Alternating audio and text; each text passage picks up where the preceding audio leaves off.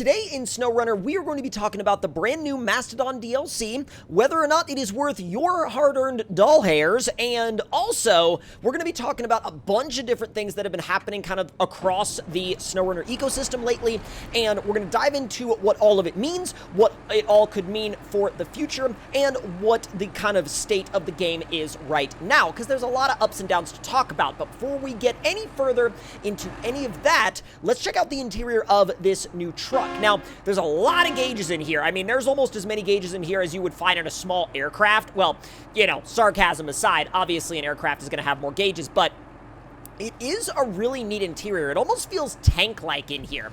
Now, firing it up and heading onto the garage, one of the first things I noticed was how insanely wide this thing is, which should be good over the long term in terms of actually keeping the truck stable. Now, jumping into the customization, you got 3 different engines. The engine that we decided to go with was the top engine, and that gets us an A+ power to weight rating. It's not quite an S, but it's definitely good.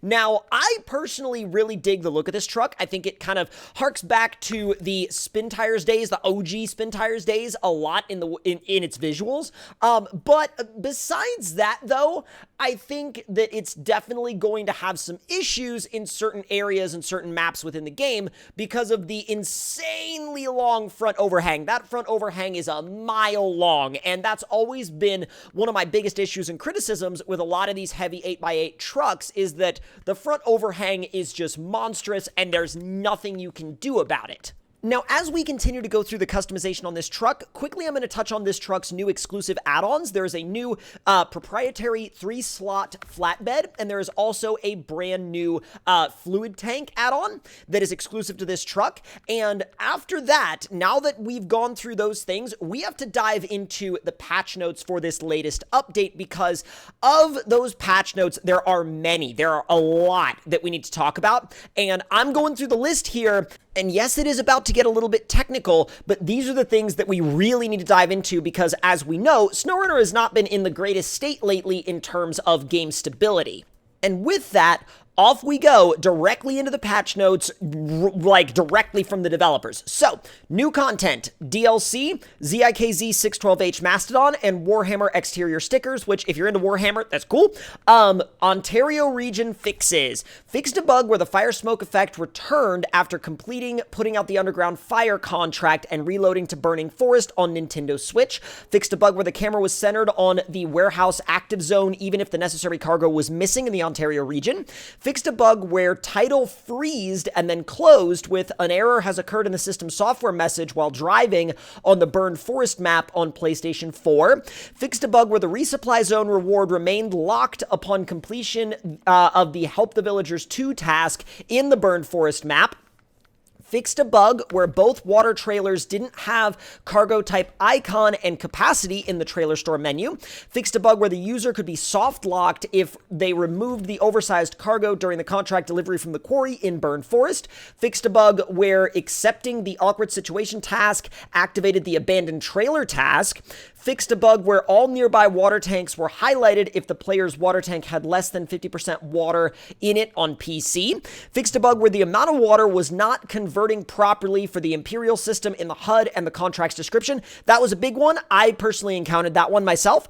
Fixed a bug where the water towers didn't transfuse water if the measurement system was set to Imperial. Again, another one that I experienced. Fixed a bug where the Hummer H2 was spawned in the terrain on the Albany River map. Fixed a bug where incorrect orientation of the cabin cargo occurred when using the manual loading function at the plant location on the Albany River map. Fixed a bug where the cargo was displayed in the game before using the metal detector module add-on while completing the something somewhere task on the Burned Forest level on PC. Fixed a bug where after pressing the A button in the water loading zone during a co-op session, the UI started to fill up and flicker endlessly. Fixed a bug where desynchronization of the amount of water for the water carrier trailer and the heavy water carrier trailer in the co-op session occurred. And finally, in that section, fixed a bug where the water management active zones were not displayed on the minimap of the Ontario region. Now, let's move on to Nintendo Switch specific bug fixes. Fixed a bug where huge gray zone stripes were displayed on the roadside in the Ontario region. fixed a bug where navigation elements were lost or didn't work on many sub-menus of the game. Vehicle improvements, fixed a bug where the Dairy Special 15C177 right side mirror was clipping through the cabin on Xbox Series consoles. Fixed a bug where the displaying amount of fuel went beyond the fuel tank boundaries of the truck repair supplies upgrade for the Dairy Special 15C177. Now we move on to New Game Plus specific fixes. This is a really long list of patch notes, y'all, so bear with me here. So jumping into the New Game Plus section, fixed a bug where the 5,000 money was not given to the player when starting a new game in casual mode on PC. Fixed a bug where fuel trailers and add-ons were sold pre-filled with garage refueling disabled on PC. Fixed a bug where the unavailable after scoring less than gold remained as the active option for other New Game Plus sessions created after on PC. Fixed a bug where weather conditions were missing if the day-only parameter of the time settings rule was selected on Xbox One, PC, PS4, PS5, and Nintendo Switch. Fixed a bug where different trucks became available for purchase when changing filters of the truck store menu, with the selected 5 to 15 trucks sold in each garage rule on Xbox One, Xbox Series, PlayStation 4, PlayStation 5, and PC. Fixed a bug where there was no reward in money for the completion of the contract, task, or contest when the random between 50 and 300% parameter was enabled on PC. Moving on to the other changes section. Fixed a bug where purchased DLC sometimes disappeared after loading back to the game on Xbox Series. Fixed a bug where HUD elements about cargo capacity remained after moving through the minimap to and from the garage. Fixed a bug where the icon of the MSH2 upgrade was missing in the upgrade obtained pop-up window on the Heartlands level in Belozersk. Fixed a bug where the user was able to sell fuel at a fuel station. Fixed a bug where the game didn't exit and became partially locked when the player exits the game on PC. Fixed a bug where in Big Salmon Peak, Big Salmon Peak itself couldn't be loaded and the game freezed on the loading screen after Factory Reservoirs contracts on PS4. Fixed a bug where there was no cost of recovery as in the hard mode parameter in the truck recovery rules. Fixed a bug where the hood ornaments upgrade were shifted forward beyond the hood after taking damage to the front of the truck. Fixed a bug where the hooks of the light cage front bumper for the ZIKZ 566A truck stuck in the wall after a collision with it. Fixed a bug where the truck name was not shown when transfusing water instead of water tank name. Fixed a bug where pricing rules were not applied to add-ons with custom prices on mod maps. Fixed a bug where crash encountered when loading the main menu after pressing the enter button on PC. Fixed a bug where the blocked players list was not updated after an Xbox One user blocked another player from the Xbox overlay menu on Xbox One. Fixed a bug where incorrect orientation of the oversized cargo occurred when using manual loading at the quarry warehouse. Fixed crash when exiting a co-op game session. Improved shadows from plants, performance optimizations, improved emissive quality, memory optimization for consoles, which is great, various collision fixes, various render fixes, and localization fixes. Moving on now to the mod editor. Fixed a bug where a black screen was displayed in the upgradable garage instead of the garage interior textures. Fixed a bug where a crash was encountered when entering the upgradable garage on created map. Fixed a bug where is listening truck only option was available in the editor.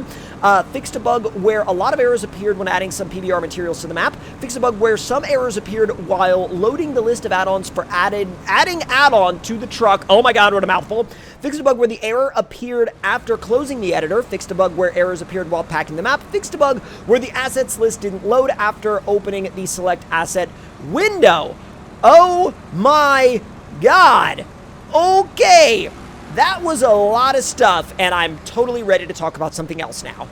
So, the Mastodon, how does it drive? Well, it actually drives with a top engine and a trailer behind it really, really, really well. As you can see here, what we just did in the mud, it was able to keep itself going pretty much in high gear all the way through everything except for the really deep mud that almost approached the top of the tire.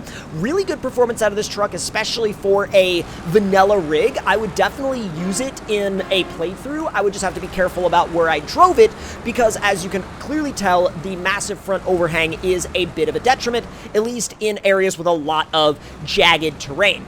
Now, here in the dips obstacle, the truck itself did fine until the trailer got hung up on the actual trailer supports. The problem is, once it got to the supports, it just snagged them, and the truck was not able to go any further because it was essentially binding up. Now, this truck is a all-wheel drive, always-on, diff-lock, always-on truck, so you don't have to worry about it whether or not you're in low, auto, high, reverse. It's all usable with power going everywhere. You just have to keep in mind mind that every once in a while when you get in a situation like this, as you can see right here, the drivetrain can bind up a little bit, as is happening on that third axle back from the front of the truck. Now let's briefly talk about what they touched on in regards to the next season, which would be Season 10.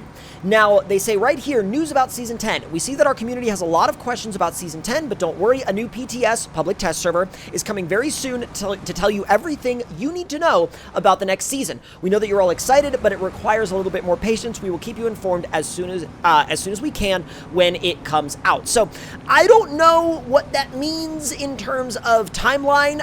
There's really no concrete time span to go off of, as this dev team has kind of been a little bit all over the place in terms of what coming soon means, especially in regards to the PTS, but we'll have to wait and see. Hopefully, fingers crossed, it comes sooner than later and we can dive in and I can give y'all all of the insight that I can in regards to Season 10, because I'm definitely excited to check it out. I think it's going to be interesting to see, especially after what we saw in terms of the last DLC, which was focused around firefighting.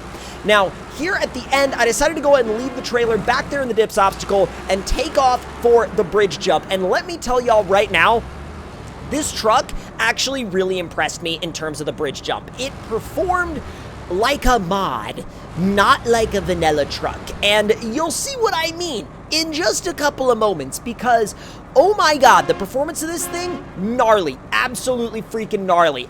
Once you actually get it going, and it's really heavy, so once you put it in neutral and you let gravity just kind of, you know, take the reins and do its work, oh my god, it's gone. It's absolutely gone. But what I actually was also really impressed by, and what y'all will see shortly here, is how neutral the weight balance is in the air. Which is weird, considering the fact that this is a vanilla truck. You would think, oh, it's going to be, you know, really top heavy or nose heavy or rear heavy, you know, but it's not going to stay flat in the air. Wrong.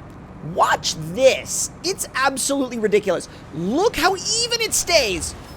And that landing, besides almost flopping over at the end, that landing was more controlled than some mod trucks I've done the bridge jump with. So make of that whatever you will. But if y'all enjoyed this video, enjoyed this look at this brand new truck DLC, and enjoyed the deep dive into the patch notes, let me know any and all of your thoughts, opinions, and or concerns in the comment section down below. And if you're new around here, make sure to hit that subscribe button and turn those notifications on. And I will see y'all next time. Talk to y'all later, and hope y'all enjoyed.